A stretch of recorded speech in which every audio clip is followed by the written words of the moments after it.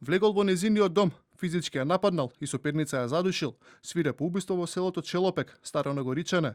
Кубановската полиција уапси 25 годишен жител на селото Малотино, осомничен за убиство на 78 годишна жена. Убиството се случило пред 2 дена. Во село Драгоманце, општина Старо Нагоричане, полициски службеници го лишиле од слобода 25 годишниот ТБ од село Малотино, поради сомнение дека сторил кривично дело по член 123 од Кривичниот законник.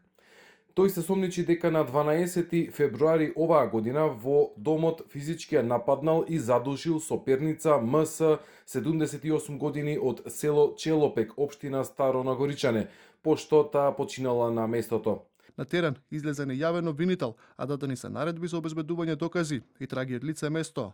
Јавен обвинител од основното јавно обвинителство Куманово изврши увид на лице место во селото Челопек, каде беше пронајдено безживотно тело на 78 годишна жена, за која постојат сомненија дека насилно била лишена од живот.